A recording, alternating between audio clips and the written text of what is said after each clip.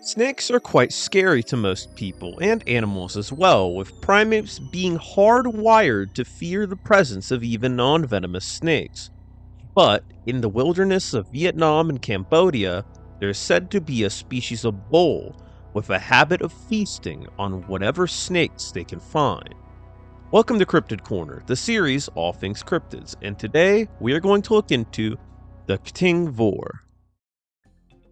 Today's topic takes us to mainland Southeast Asia, in the wilderness of Vietnam and Cambodia, where over 200 species of snake are said to sliver, with several species being extremely deadly to humans. But a creature that all snakes are said to fear is the Kting Voar, also known as the Kting Sapal, the Linh Duong, or the snake-eating cow. The Kting Voar is not too different from many wild cattle, apart from it possessing spotted patterns on its fur and its long twisting horns, similar to an antelope or a goat's horns. The Vietnamese name, the Linh Duong, translates to holy goat, which has confused many into thinking that the creature is a species of mountain goat. And as its name suggests, these cows love to chow down on some snakes, munching down on serpents along with other yummy greens. The Kting Voar stems from Khmer folklore, and unlike many cryptids which are feared, the Kting Voar are a rare yet welcome sight, getting rid of dangerous snakes, and according to legend, if you were to drink the water of the horns of a Kting Voar, it would neutralize any poison. In the early 1900s, British hunters reportedly spotted a herd of Kting Voar before picking off two of them to use as tiger bait. In 1929, a set of horns was donated to the Kansas Museum of Natural History, allegedly belonging to a Kting Voar. In 1994, in Ho Chi Minh City, a German zoologist named Wolfgang Peter would stumble across an odd set of horns at a street market, with Peter taking several photographs and sending them to his colleagues, who, along with him, were quite interested. Peter would return with fellow zoologist Alfred Fehler to investigate further, interviewing hunters and acquiring 8 sets of horns. And around the same time, in Cambodia, Norwegian zoologist Marenzio Deoli would come across the set of horns of a Kting Voar in eastern Cambodia. In 1999, about 20 sets of Kting Voars would be gathered over the years, granting enough evidence for zoologists to believe that an undiscovered bovid may be roaming around in this region, with it being provisionally labeled the taxonomic name of Pseudonovibos spiralis, or the spiral-horned ox, which was believed to be endangered given only horns of the animal could be found. So with this much evidence of the Kting Voar roaming around in Southeast Asia, could scientists have actually discovered a carnivorous cattle? Well, upon testing the 5 sets of horns in 2001, it was found that the shape of the horns were artificially altered, likely by removing the marrow and using heat to make the horns more malleable and twisting them with many tools.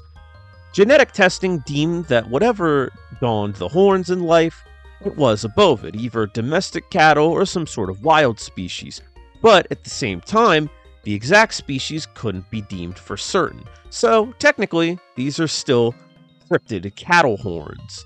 It is likely that these horns could have just been altered as talismans to kind of keep snakes away and call back at the Kting Voar legend, or it could also just be a good excuse to get rid of some old horns, change them up a bit, and maybe sell them to some foreigners walking around at markets.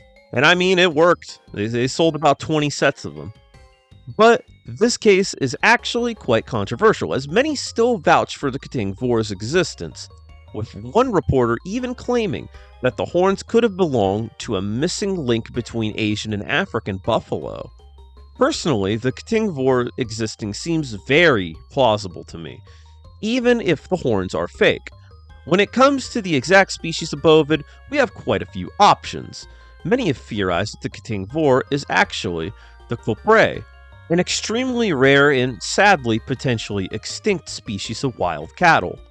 Coupre possess large windy horns and are even the national animal of Cambodia, And fun fact, those horns that were donated to that museum in Kansas were actually copray horns, even furthering this theory. It is also possible that the Kting Voar could have been a group of domestic cattle that escaped captivity and rewilded. This would explain the white spots, which tend to be more rare in wild bovines but are more common in domestic breeds. And this would also explain why there aren't reports of people being attacked by wild Kting Voar.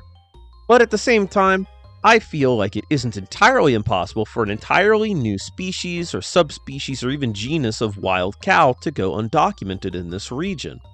The copray wasn't recognized by science until 1937, and the saula, another rare bovid that lives in this region, wasn't discovered until 1993, proving that even large animals can go undiscovered in the wilderness of Southeast Asia. And regarding the whole snake-eating thing, this actually isn't too uncommon. You see, not all herbivores are strictly herbivores, and if a herbivore, like a cow, is lacking in nutrients, they will resort to eating easily available meat, such as carrion, small birds, eggs, rodents, and even snakes, granting the cow protein that it so desperately needs. And in this region, there are no shortage of snakes. So it is likely that the Kting Voar was either a distinct species or a group of cattle that was observed eating snakes, perhaps due to a shortage in food or just a lack of nutrients in the herd, leading to the locals dubbing these cows the snake-eating cattle. To celebrate these snake-eating cattle, horns would be altered and decorated in hopes of deterring snakes. There's also a possibility that the Kting Voar, sadly, went extinct before they could be documented by science, only surviving as a cultural memory. But unfortunately, even if the Kting Voar is still surviving in Cambodia and Vietnam, they, like all other creatures in the Indo-Chinese wilderness, are at risk of poaching, with an estimated 12 million snares being set across the region, indiscriminately killing any animal that falls into any of the traps.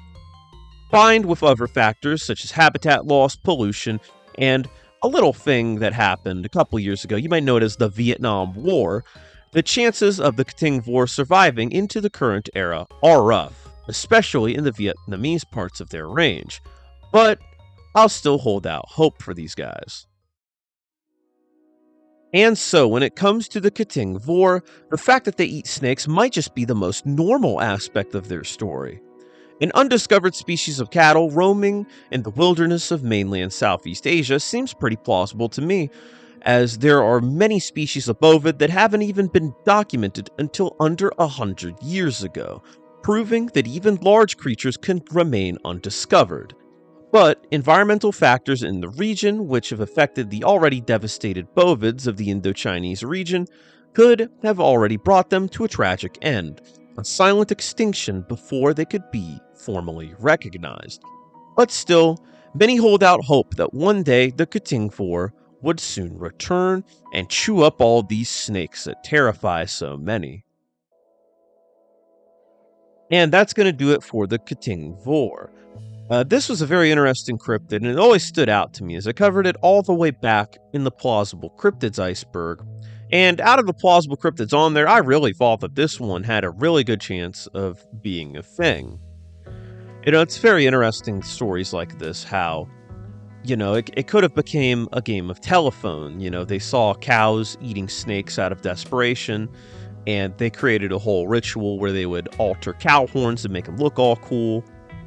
It's just a really cool cryptid. And I mean, cows all over the world eat snakes. Oddly, a lot of Australian cows in particular do this. Maybe it's because there's not much nutrients in the soil or something. I don't know for sure. But what did you think about the Kting Voar? Do you think that these guys are actually roaming around? Do you think they sadly went extinct? I always want to know what you have to say in the comments down below. Always check them out. And if you have any suggestions as to what cryptids I should cover next, make sure to leave a comment down below.